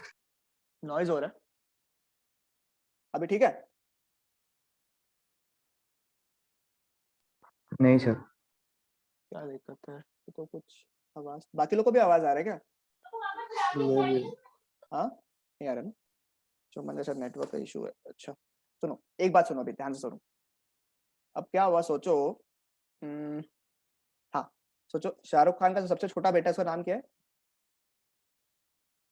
सबसे टिकलू जो है अभी, क्या नाम है उसका? भूल गया, क्या नाम था उसका? अब्राहम था। अब्राहम, हाँ अब्राहम। ठीक है, तो अब्राहम जब क्या हुआ, अब्राहम छोटा था, मतलब ही वाज बिलो 18, ठीक है, तो फॉर सम रीजन SRKG पे एज भी हो गया है सही टाइम में वो, ठीक है, ऊपर चले गए। अब बेचारा अब्राहम तो रह गया, ठीक है। अब अब्राहम जब रह गया तो मुझे बता, अब्राहम के पास में क्या प्रॉपर्टी वगैरह रहेगा? ऑफ कोर्स भैया, प्रॉपर्टी वगैरह क्या, सब कुछ रहेगा इसके पास में तो, ठीक है। अब अब्राहम छोटा है, ठीक है, 18 के नीचे का है। अब मुझे बताओ, कोई भी बंदा अब्राहम से के साथ में कॉन्ट्रैक्ट करेगा क्या? कोई भी बंदा कॉन्ट्रैक्ट करेगा? नहीं। कोई भी कॉन्ट्रैक्ट नहीं करेगा, बिकॉज वो क्या है, माइनर है। तो माइनर है। आप बोलोगे कि भैया अगर मैं कॉन्ट्रैक्ट में एंटर कर दिया अब्राहम के साथ में और अब्राहम मना कर दिया कि मैं तो पैसे नहीं दूंगा, because he can always plead what, he can always plead minority, he can always plead the minority. तो उस केस में आप मुझे बताओ मेरे को कौन बचाएगा? आपने, मैं तो बोला कि बात तो सही बोला यार इसने। अब सुनो क्या है, बट अब्राहम को मुझे बताओ, because he is all alone, and मुझे बताओ इसको कुछ ना कुछ जरूरत होते होंगे या नहीं होंगे?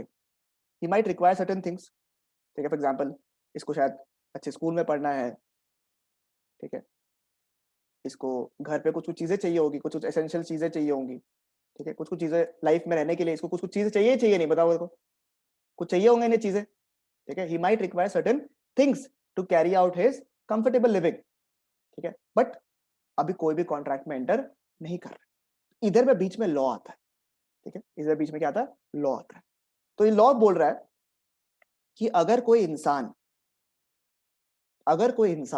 ठीक है, माइनर को, अगर कोई इंसान माइनर को नेसेसरीज प्रोवाइड कर रहा है, क्या प्रोवाइड कर रहा है?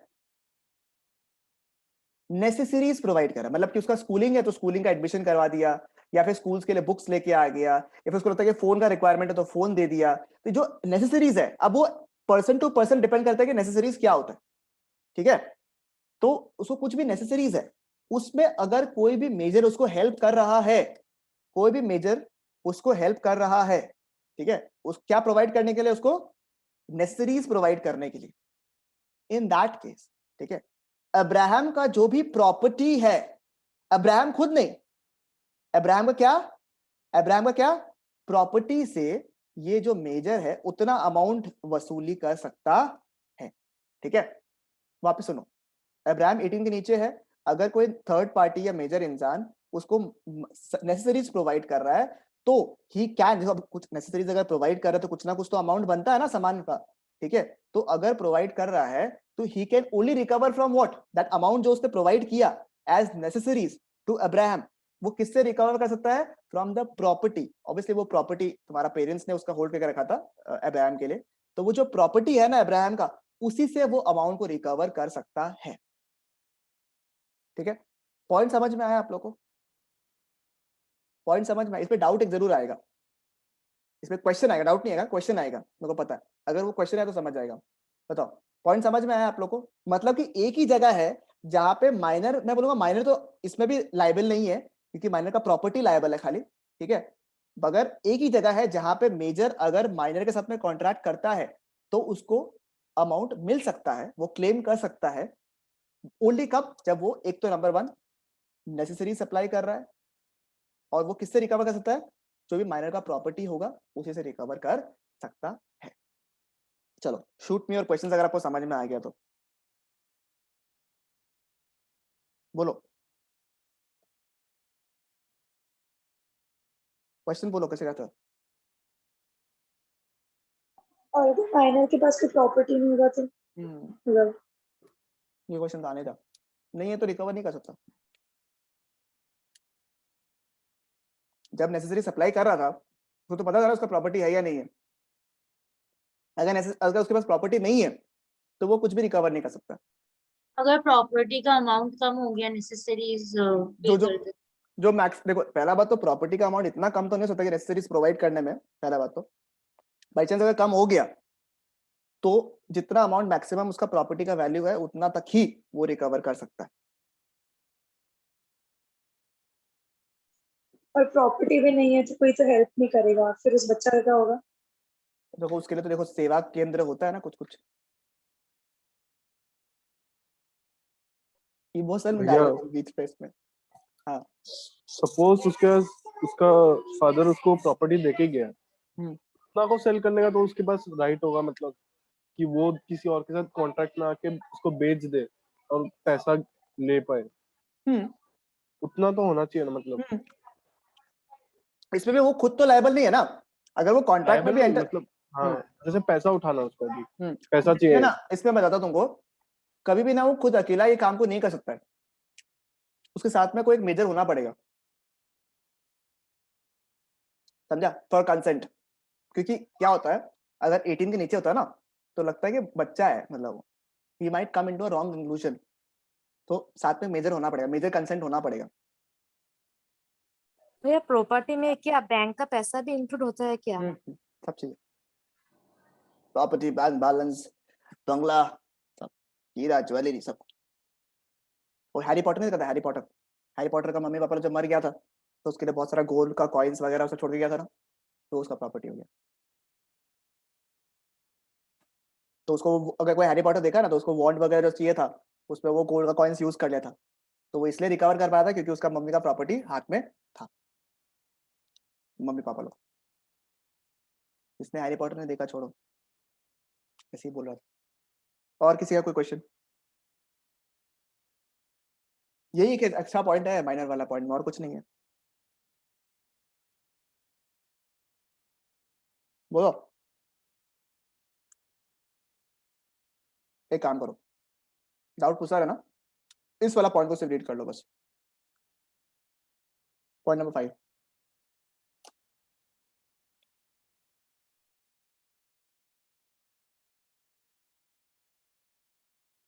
डाउट होगा तो पूछ लेना। भैया अगर मेजर माइनर के नेसेसरी से ज्यादा उसको सप्लाई कर दिया तो? मेजर माइनर को उसके नेसेसरी से ज्यादा सप्लाई कर दिया पैसे के लालच में, तो नहीं, तब क्या है, देखो इस चीज में क्या है, मैं अगर तुमको कैसे जानना, मतलब फ्रॉम द लॉ पॉइंट, ये तुम एक सेकंड इसको रिकॉर्ड नहीं करेंगे क्योंकि ये थोड़ा सा सेंसिटिव है। एसेसरीज के लिए, एसेसरीज के आप क्लेम कर सकते हो माइनर को, जब ये दो कंडीशन सेटिस्फाई होगा तभी आप जो है माइनर को क्लेम कर सकते हो। नंबर 1 क्या है कि वो गुड्स नेसेसरी है उसके सपोर्ट के लिए, एंड नंबर 2 वो नेसेसरी सप्लाई कर रहा है, ऐसा नहीं कि लग्जरी गुड्स, वो होता है एप्पल का नाम, वो गोल्ड एडिशन चाहिए, ठीक है, फोन बोल दो, फोन दे सकता है, phone is necessary, but Apple का ही फोन चाहिए ये नेसेसरी नहीं है, तो वो इसमें इंक्लूड नहीं होगा।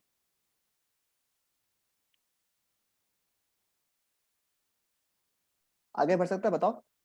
भैया लेकिन आप भी तो बोला था कि उसका उस पे रहता है कि मतलब उसका लाइफस्टाइल पे रहता है देखो कि वो इसमें क्या कैसे है, एक जिया। वर्ड ये लोग लिख दिया लास्ट में, तुम देखना, ये और लिख के ना एक वर्ड लिख दिया यहाँ पे, क्या लिख रहे हो, तो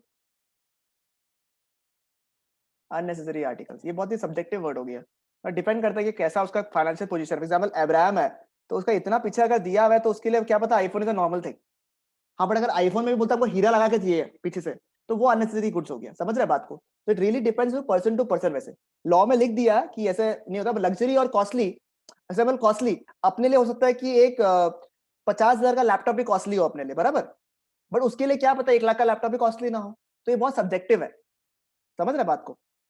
तो ये प्रूवेबल है, मतलब लॉ में ये चीज है, बट हाँ कुछ कुछ चीज एपरेंटली दिख रहा है, तो मतलब अननेसेसरी चीजें नहीं होनी चाहिए, बात ये। तो लास्ट वाला पॉइंट जो है ना, अननेसेसरी आर्टिकल्स, वो थोड़ा सा सब्जेक्टिव चीज है, समझ रहे। ठीक है। अब सुनो, ये अच्छा पॉइंट है, ये भी अच्छा पॉइंट है, ठीक है। अरे कहा गया, ये रहा, हाँ, कॉन्ट्रैक्ट बाय गार्डियन, ठीक है, या गार्जियन, आप जो भी बोलो, ठीक है। तो गार्जियन के साथ में या फिर गार्डियन के साथ में अगर आप कोई भी कॉन्ट्रैक्ट एंटर कर रहे हो, ठीक है, अगर आपके, सॉरी, आप अगर माइनर हो, आप सोचो हर्ष है, हर्ष के बिहाफ में अगर किसी और गार्जियन ने कॉन्ट्रैक्ट एंटर कर दे कि भैया ये छोटा है, ठीक है, तो इसको क्या पता होगा, मतलब प्रॉपर्ली कॉन्ट्रैक्ट एंटर करने में, ठीक है, तो उस कंडीशन में कभी कभी सुनो, ये ऐसा पॉइंट है जो कि ना दोनों चीज से पता ना, वो एकदम बोला ना वो एक लाइन बनाया हुआ है, उस लाइन के इस पार और उस पार वाला सिस्टम है, मतलब कि कुछ कॉन्ट्रैक्ट्स तो वॉइड है। अगर कोई गार्जियन कॉन्ट्रैक्ट में एंटर करता है, ठीक है, on behalf of the minor, तो कुछ कॉन्ट्रैक्ट्स तो वॉइड है और कुछ कॉन्ट्रैक्ट्स में वो वैलिड हो जाता है। मतलब देखो क्या लिखा, कॉन्ट्रैक्ट पे गार्जियन कब तक एनफोर्सेबल होता है, ये वाला पॉइंट है। Though a minor's agreement is void, his guardian under certain circumstances enter into a valid contract on the minor's behalf. मतलब कि सर अगर कोई गार्जियन कोई माइनर के बिहाफ में कॉन्ट्रैक्ट एंटर कर रहा है तो वो जनरली वॉइड भी हो सकता है, बट अगर कुछ कंडीशन सेटिस्फाई कर दिया तब वो वैलिड हो सकता है।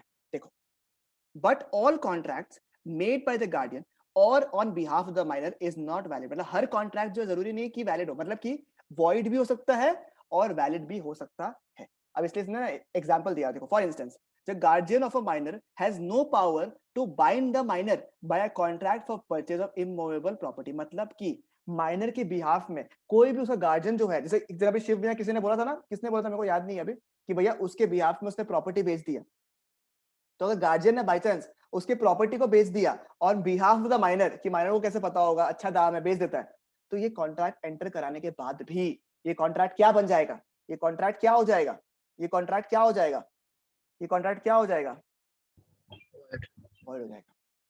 मतलब कि कोई भी गार्जियन जो है कोई भी रीजन से, ठीक है, माइनर का प्रॉपर्टी को बेच नहीं सकता, ठीक है, या फिर कोई एंटर भी करवा नहीं सकता। बट देखो एक चीज देखो, जनरली अलाउड नहीं है, बट देखो वहां पे क्या लिखा हुआ है, but a contract enter into bye a certified guardian. अरे बाप रे, इसमें भी सर्टिफिकेशन होता है, हाँ भैया इसमें भी सर्टिफिकेशन होता है। देखिए सर्टिफाइड गार्जियन, ठीक है, मतलब कि कोर्ट जो है कभी कभी अपॉइंट करता है। फॉर एग्जांपल सोचो, ठीक है, अब्राहम के बारे में अगर बात करें तो अब्राहम के पास एक बड़ा सा विला छोड़ दिया, ठीक है, अब विला को मेंटेन करना है, खर्चा है, आदमी रखो, झमेला बहुत है, ठीक है, सबको पता है कि छोटा बच्चा है, इसके पास तो कोई ऐसा इनकम नहीं है, तो ये कहां से कमाएगा इतना रुपया। तो कोर्ट को लगा कि ये चीज तो थोड़ा सा प्रॉब्लम होगा, माइनर को एक काम करता है, ये विला को बेच देता है, जो पैसे आएंगे उसे घर दिला देता है, और बाकी जो भी इसको जरूरी चीजें हैं वो सब जरूरी है। उसके गार्जियन ने बोला, तो गार्जियन जब बोला तो कोर्ट को समझ में आ गया कि गार्जियन जो है वैलिड है। अब वो कोर्ट डिसाइड करता है कि whom will they treat it as a certified guardian. मतलब ये कोर्ट के ऊपर डिपेंड करता है कि वो किसको मानेगा कि वो सर्टिफाइड गार्जियन है।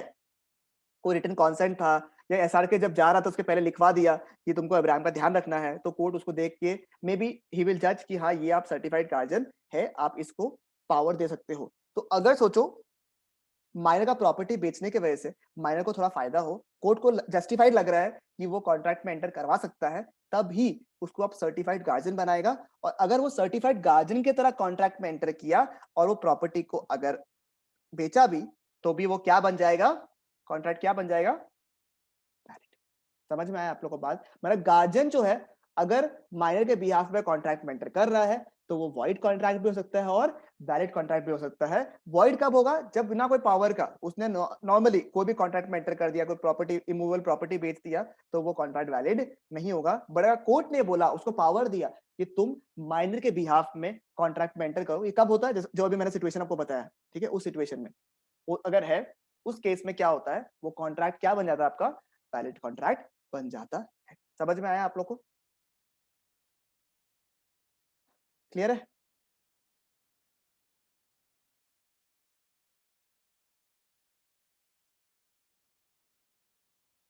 बोलो बोलो, सही है। अब ऐसा कुछ बचा नहीं है इसलिए पूछ रहा हूँ। हाँ जी। देखो ये वाला पार्ट हाँ क्लियर भैया। है। देखो हाँ आप माइनर को कोई भी ना स्पेसिफिक परफॉर्मेंस के लिए नहीं बोल सकते कि माइनर को ना ये काम करना ही पड़ेगा, कोई स्पेसिफिक चीज के लिए आपको कॉन्ट्रैक्ट ऐसे ही एंटर करना पड़ेगा, आपको ये चीज करना ही पड़ेगा, आपको सामान लाना ही पड़ेगा, ठीक है, आपको पैसे देने ही पड़ेंगे। इस तरीके का कुछ भी आप स्पेसिफिक परफॉर्मेंस जो है वो माइनर को नहीं बोल सकते, क्योंकि ऑब्वियसली माइनर तो लायबल ही नहीं है कोई चीज के लिए, तो ऑब्वियस सा बात है कि उसके लिए उसको आप कोई भी स्पेसिफिक परफॉर्मेंस के लिए नहीं बोल सकते। माइनर को कभी कोई लाइबिलिटी देना ही नहीं पड़ता है, तो वो कभी भी इंसॉल्वेंट हो पाएगा क्या, कभी इंसॉल्वेंट होगा वो, कभी इंसॉल्वेंट नहीं हो सकता। बिकॉज इंसॉल्वेंट कब होता है, जब liabilities are what more than assets, और माइनर का तो कोई भी लाइबिलिटी है ही नहीं, तो उस केस में वो कभी भी इंसॉल्वेंट नहीं हो सकता। क्या माइनर एक पार्टनरशिप में एंटर कर सकता है क्या, क्या वो एक पार्टनरशिप में एंटर कर सकता है, बताओ। ये आप लोग पार्टनरशिप एक्ट में भी पढ़ोगे, उसमें भी बहुत इंपॉर्टेंट है। माइनर हर जगह इंपॉर्टेंट है भैया, हर जगह माइनर इंपॉर्टेंट है, ठीक है, यहाँ पे इंपॉर्टेंट है, पार्टनरशिप में भी बहुत इंपॉर्टेंट है, ठीक है। तो माइनर बहुत इंपॉर्टेंट है। बोलो माइनर क्या पार्टनरशिप में एंटर कर सकता है? बताओ क्या लगता है आपको? हाँ आंसर इज जनरली नहीं। आंसर क्या है? जनरली नहीं। He is not competent to carry out a partnership, क्योंकि पार्टनरशिप क्या, partnership is a contract, partnership contract है, ठीक है। तो अल्टीमेटली पार्टनर्स के बीच में तो कॉन्ट्रैक्ट है, इसलिए जनरली सिंस माइनर जो है वो कॉम्पिटेंट नहीं है, तो वो जनरली पार्टनरशिप में एंटर नहीं कर सकता। बट अगर कोई रीजन से वो अगर पार्टनरशिप में एंटर हो गया, ठीक है, तो he will be admitted only to the benefits. मतलब कि सर जो भी पार्टनरशिप में प्रॉफिट्स मिल रहा है, रेम्यूनरेशन मिल रहा है, सब कुछ जो फायदे हैं वो माइनर को मिलेगा, कोई भी लाइबिलिटी माइनर को पे नहीं करना है, ठीक है। मतलब हर चीज के लिए वो लाइबल है, किसी भी चीज के लिए वो लाइबल नहीं है, बट हर बेनिफिट्स के लिए पार्टनरशिप में माइनर जो है उसको अवेलेबल मिलेगा, ठीक है। फिर ये बाकी अपन पार्टनरशिप वाला पॉइंट तो पार्टनरशिप एक्ट में प्रॉपर्ली पढ़ेगा ही, तो इतना कुछ स्ट्रेस वाला बात है और इजी भी है, कुछ नहीं है, इतना ही है बस, मतलब एक्चुअली इतना ही है, ठीक है। अब minor can be an agent, ठीक है। माइनर जो है वो एजेंट जरूर हो सकता है। मतलब देखो दो चीज होता है, ठीक है, एक होता है आपका एजेंट, एक होता है एजेंट और एक होता है आपका प्रिंसिपल, ठीक है। एजेंट क्या करता है? प्रिंसिपल जो बोलता है उसके बिहाफ में एजेंट जो है एक्ट करता है, ठीक है। तो माइनर जो है, अब एजेंट का कोई रेस्पॉन्सिबिलिटी ऐसे होता नहीं है, जो भी रेस्पॉन्सिबिलिटी किसका होता है? रेस्पॉन्सिबिलिटी प्रिंसिपल का होता है, जिसने उसको काम दिया, ठीक है। तो माइनर जो एजेंट हो सकता है, मतलब कि प्रिंसिपल के बिहाफ में वो कुछ भी काम करके आ सकता है, ठीक है। बट माइनर कभी भी प्रिंसिपल नहीं हो सकता, बिकॉज प्रिंसिपल जो है वो मेन लाइबिलिटी रखता है सब चीज का, ठीक है। मतलब पूरा जो लाइबिलिटी होता है कोई भी काम का, वो किसके ऊपर होता है? प्रिंसिपल के ऊपर होता है, ठीक है। एजेंट के ऊपर जनरली कोई लाइबिलिटी नहीं होता है, इसलिए माइनर जो है वो एजेंट बन सकता है, बट वो प्रिंसिपल नहीं बन सकता। यही वाला पॉइंट लिखा हुआ देखो यहाँ पे, minor can be an agent, minor can be an agent but he is not liable to be the principal for its act, ठीक है। अब मेरे को बताओ 11th नंबर पॉइंट, अगर कोई माइनर और मेजर साथ में कॉन्ट्रैक्ट में एंटर कर दिया, मतलब मैं और हर्ष मिलके कोई कॉन्ट्रैक्ट में एंटर कर दिया, तो कौन लायबल होगा कौन लायबल नहीं होगा? बताओ तुमको, बिना देखे बता दो, कौन लायबल होगा कौन लायबल नहीं होगा? आप लायबल होगा, हम नहीं होगा। बस खत्म। मतलब मेजर लायबल होगा, माइनर लायबल नहीं होगा। श्योरिटी फॉर अ माइनर, अगर कोई तो बाई चांस माइनर के बिहाफ में मैंने बोला कि आप अगर हर्ष पेमेंट नहीं करेगा तो मैं पेमेंट करूंगा, अगर मैंने श्योरिटी दे दिया, किसी को गारंटी दे दिया, तो मुझे बताओ कौन लायबल होगा? हर्ष लायबल होगा या मैं लायबल होगा? आप। मैं थर्ड पार्टी लायबल है, मतलब कि मैं लायबल हूं, जिसने श्योरिटी दिया on behalf of the minor, वो लायबल हो जाएगा, ठीक है। क्या माइनर शेयर होल्डर बन सकता है? क्या माइनर शेयर होल्डर बन सकता है? बताओ मेरे को, क्या माइनर शेयर होल्डर बन सकता है? नहीं पार्ट भैया, नहीं, ओके। बट और उसके अलावा कोई और? बन सकता है अगर उसका मतलब असीसी कोई उसके नाम पे शेयर्स ट्रांसमिशन ऑफ शेयर्स कर दे तो। Very good, very good, company side पढ़ा है। हाँ, मतलब कि जनरली तुषार का आंसर भी करेक्ट है कि जनरली शेयर होल्डर नहीं बन सकता है, बस दो ही कंडीशन है जिसमें वो शेयर होल्डर बन सकता है। नंबर 1, अगर उसने पूरा का पूरा अमाउंट फुल अमाउंट, आपको पता ना शेयर्स का पार्ट में वैल्यू होता है, कॉल 1 कॉल 2, ठीक है, फाइनल कॉल अमाउंट, तो इसे अलग होता है, वो माइनर के लिए एप्लीकेबल नहीं है भैया, ठीक है। तो अगर माइनर ने शेयर का फुल अमाउंट, कितना अमाउंट? फुल अमाउंट, पूरा अमाउंट, जब खरीदा था ना शेयर्स को at the time of subscription, तभी वो शेयर्स को दे दिया, पे कर दिया, तब वो माइनर जो है शेयर होल्डर बन सकता है। या फिर नंबर 2 जो मुस्कान ने बोला, ट्रांसमिशन ऑफ शेयर्स, अब किसी के फादर के पास में शेयर्स था, उसके बेटे के नाम पे ट्रांसफर हो गया, वो माइनर है, तो भी वो शेयर होल्डर बन सकता है। यही दो रीजन के बाद ही, यही दो कारण के बाद ही, only in these two circumstances the minor can become the shareholder, otherwise he cannot become the shareholder of a company, ठीक है। और एक अच्छा पॉइंट है, देखो ये एग्जाम के लिए ये वाला पॉइंट इतना इंपॉर्टेंट नहीं है, बट मैं ऐसे बता रहा हूँ आपको, क्योंकि आपके दिमाग में ऐसा आएगा कि भैया इतना कुछ पढ़ के तो ऐसा लग रहा है कि माइनर कोई चीज के लिए भी रेस्पॉन्सिबल नहीं है, मतलब वो कुछ भी कर लो तो उसको कोई भी कुछ भी कर नहीं सकता, ठीक है। ये वाला सीन है माइनर के साथ में, ये वाला सीन है, राइट। बट एक चीज है, देखो क्या होता है, लॉ एक चीज मानता है कि हाँ ठीक है, लॉ मानता है कि माइनर के साथ में अगर कोई भी कॉन्ट्रैक्ट अगर आप एंटर करते हो तो वो कॉन्ट्रैक्ट वॉइड एब इनिशियो है, उसका कोई लीगल एग्जिस्टेंस नहीं है। बट एक और लॉ है जो कि बहुत ज्यादा इंपॉर्टेंट है, वो है मॉरल एथिक्स। तो अगर माइनर ने ऐसा कुछ भी काम किया जो कि मॉरली रॉन्ग है, ठीक है, देखो अगर क्रिमिनली लॉ गलत है तो क्रिमिनल जो आईपीसी जो है इंडियन पिनल कोड, वो ध्यान रखें, जुवेनाइल कोड में जाना पड़ता है। अगर किसी माइनर ने ऐसा कोई काम किया जो कि क्रिमिनली रॉन्ग है, दो टाइप का लॉ होता है, एक होता है क्रिमिनल, ठीक है, और एक सिविल होता है, ठीक है। तो अगर सोचो ऐसा कुछ काम किया जो कि क्रिमिनली रॉन्ग है, तो वो आपका आईपीसी ध्यान रखेगा, उसको देखेगा, जुवेनाइल कोड में डालेगा। बट अगर आपने ऐसा कुछ किया, जैसे बदमाशी कर रहे हो, आपको फ्रॉड का काम कर रहे हो, कुछ ऐसा कुछ कर रहे हो जिससे क्या हो रहा है, लोगों का नुकसान हो रहा है, लोगों का प्रॉब्लम हो रहा है, जस्ट बिकॉज आप माइनर हो, इसका ये मतलब नहीं कि आप हर जगह किसी का नुकसान करवाओ, ठीक है। तो even if you are a minor, but अगर आपने ऐसा किया जिसकी वजह से किसी को लॉस हो रहा है, किसी में बदमाशी की आपने, तब he will be surely responsible for his act। But हाँ, कुछ हद तक ही लिमिटेड रहेगा। बट फिर भी अगर आपने कुछ भी बदमाशी किया, कुछ खराब किया जिसकी वजह से किसी को मॉरली गलत हुआ, किसी में लिटरली कुछ खराब हुआ, तो he will be responsible। ठीक है, समझ में? तब माइनर क्या होगा, लायबल होगा। बट वही जितना प्रॉपर्टी है उसी के ऊपर लायबिलिटी होगा, उसका उतना उससे ज्यादा प्रॉपर्टी के ऊपर से लायबिलिटी और होगा नहीं। ये वाला पार्ट है माइनर के ऊपर। ठीक है, तो मुझे बताओ माइनर के ऊपर में क्या क्या पढ़ा। पहला बात, अगर कोई भी माइनर के साथ में कॉन्ट्रैक्ट एंटर करते हो तो वो क्या होता है, क्या होता है? अब तो आंसर बताओ, क्या होता है? Void ab initio. Void ab initio. Ratification possible है? नहीं है पॉसिबल, रैटिफिकेशन पॉसिबल नहीं है। अगर वो मेजर बन जाए तब भी रैटिफिकेशन पॉसिबल नहीं है। वो सिर्फ बेनिफिशियरी ले सकता है, ठीक है, मतलब वो बेनिफिट्स ले सकता है कोई भी कॉन्ट्रैक्ट का। He is not liable for the act. क्या he can plead his minority at any point of time? Yes, ठीक है। नेसेसरीज के लिए, एक नेसेसरीज ही ऐसा चीज है जिसके लिए जो है माइनर के एस्टेट, मतलब माइनर एस्टेट वर्ड, मतलब एस्टेट का ये नया वर्ड बता दो, एस्टेट। एस्टेट मतलब प्रॉपर्टी, ठीक है। माइनर के प्रॉपर्टी जो है वो लायबल हो सकता है, कब? जब ये दो कंडीशन सैटिस्फाई हो जाए। कॉन्ट्रैक्ट बाय गार्जियन, ये भी अच्छा पॉइंट है, ठीक है, कि कब कब गार्जियन का कॉन्ट्रैक्ट के साथ में जब एंटर करते हैं तो वैलिड होता है और कब वॉइड होता है, ठीक है। कोई स्पेसिफिक परफॉर्मेंस के लिए आप नहीं बोल सकते, कोई इंसॉल्वेंसी के लिए नहीं कर सकते, पार्टनरशिप पे एंटर नहीं कर सकते, एजेंट बन सकते हो बट प्रिंसिपल नहीं, ठीक है। और दो तीन मचकान पॉइंट्स है बस, समझ में आया? भैया पार्टनरशिप वाला पॉइंट में आप एक बार बताया था नहीं, अगर वो माइनर 18 साल से ऊपर हो जाता है फिर वो मतलब जितना भी वो लायबिलिटीज था वो उसको पे करना पड़ता है। देखो, एक तो पहला बात तो हम ये पार्टनरशिप एक्ट में पढ़ाएगा, ठीक है, क्योंकि ये 6 मार्क का बहुत इंपॉर्टेंट क्वेश्चन है। बट ये क्या होता है, जब आप, मैं चलो सुन लो कि जब पार्टनरशिप करेंगे तो मजा आएगा उसमें। कॉन्ट्रैक्ट में ये बताइए कि माइनर जो है वो पार्टनरशिप पे जनरली एंटर नहीं कर सकता, बट फॉर सम रीजन, सोचो फैमिली बैकग्राउंड, कोई भी रीजन से आप पार्टनरशिप पे एंटर कर गए when you were a minor. तो जो हर्ष है, अब वो कोई रीजन से एक बिजनेस पार्टनरशिप बिजनेस में एंटर कर चुका है। अब जब हर्ष 18 साल का हो जाता है, जब वो 18 का हो जाता है हर्ष, ठीक है, जब व्हेन हर्ष बिकम्स 18, तो हर्ष के पास में क्वेश्चन बोलेगा, हर्ष जो है उसके ऊपर एक क्वेश्चन आएगा कि whether he want to continue as the partner of a firm as a major, because now he has become a major, और he wants to discontinue as a partner of the firm।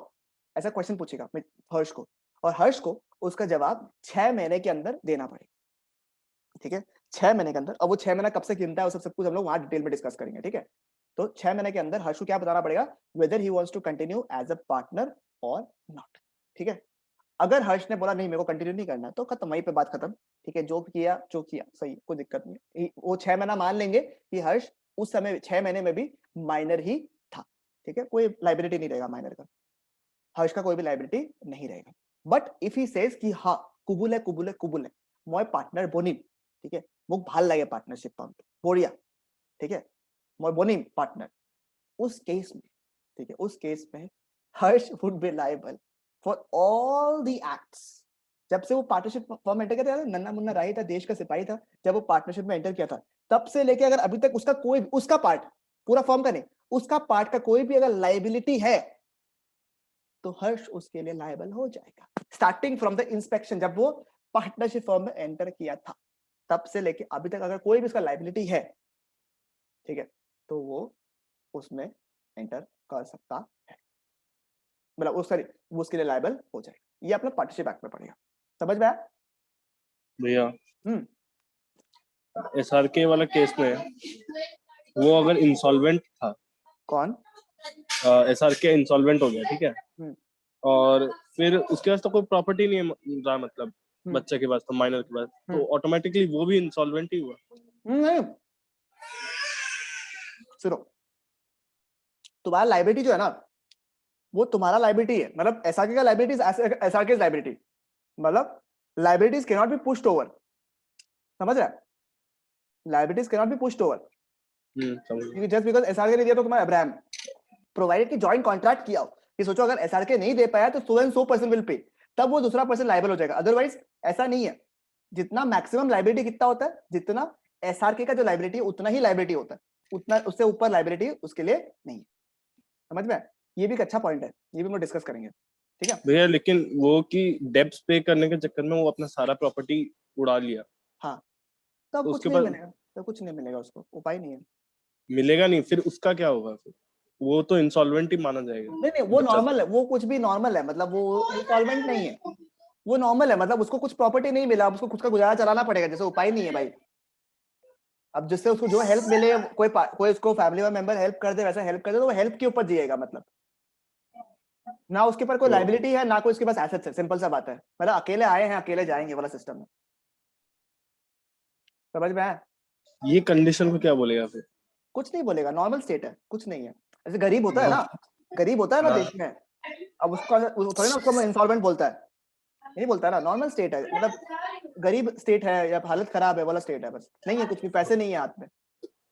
Insolvent ठीक। Insolvent कब होता है? जब liability ज्यादा होता है और एसेट्स कम होता है, मतलब कि आपको देना ज्यादा है और लेना कम है, तब वो है इंसॉल्वेंट।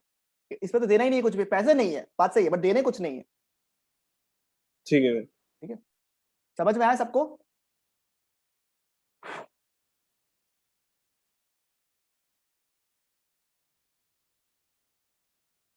हाँ भैया। ओके, अच्छा दो तीन खाली इंपॉर्टेंट, मतलब दो तीन खाली पॉइंट डिस्कस कर लेते हैं, बाकी कोई इतना टफ पार्ट नहीं है सब। देखो, अनसाउंड माइंड में कौन है?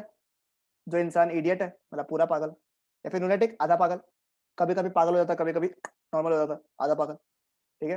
एक होता है इडियट, मतलब पूरा ही पागल है, लुनेटिक मतलब थोड़ा पागल, लिटिल बिट, और ड्रंकर्ड, अरे ड्रंकर्ड तो आपको पता ही है, बेवड़ा, बेवड़ा पीपल्स, ठीक है? तो मुझे बताओ, ये पूरा पागल जब कॉन्ट्रैक्ट में एंटर करेगा तो कॉन्ट्रैक्ट क्या बन जाएगा? वॉइड एबिनेशन, आधा पागल जब ठीक है, सब कुछ नॉर्मल है, तब कॉन्ट्रैक्ट एंटर Voidable. किया तब, यस वेरी गुड, अरे थैंक यू, क्या है वो?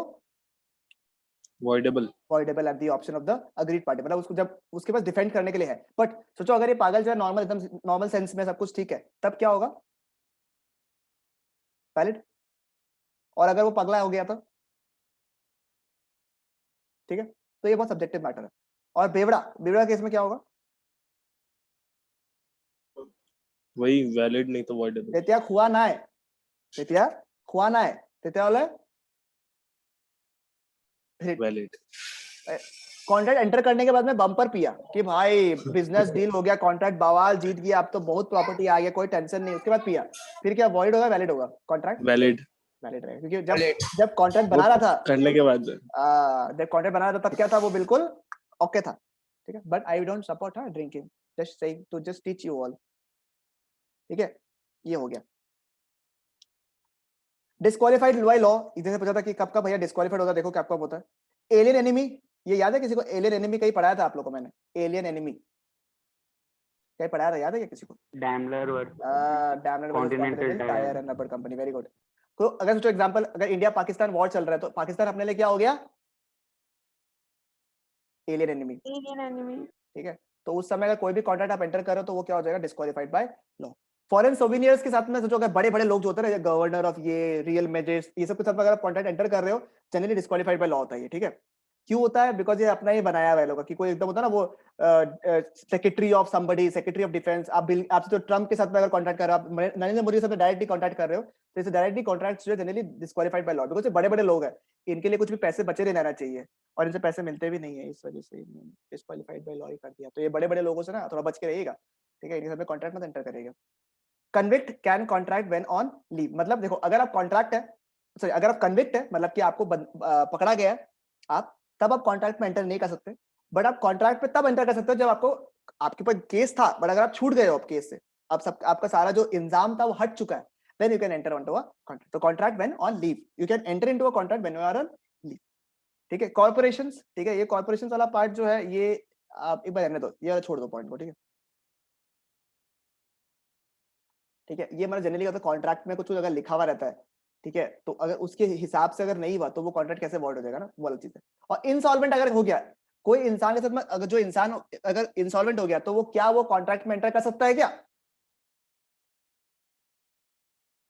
कौन कर सके? पैसा ही नहीं है, कहां से कॉन्ट्रैक्ट में एंटर करेगा भाई? तो इंसॉल्वेंट अगर हो गया, अगर कोई बोले एक बार दिवालिया हो गया भैया, तो वो कॉन्ट्रैक्ट में एंटर नहीं कर सकते। इसीलिए पब्लिकली आपको बताना पड़ेगा जब आप इंसॉल्वेंट हो जाता है या फिर फर्म अगर बैंकरप्ट हो गया तो पब्लिकली डिस्क्लोज कि आप इंसॉल्वेंट हो गए। बिकॉज इंसॉल्वेंट होते ही, बैंकरप्ट होते ही आपको बताना पड़ेगा, क्योंकि तब आप लायबल नहीं होते, तब आप लॉ के हिसाब से कॉन्ट्रैक्ट में एंटर नहीं कर सकते। थर्ड पार्टी को बताना पड़ेगा that you have become an insolvent person. ठीक है, बस खत्म, आज के लिए इतना ही चलेगा। ओके, हाँ भैया। समझ में आ गया सबको? चलो भाई।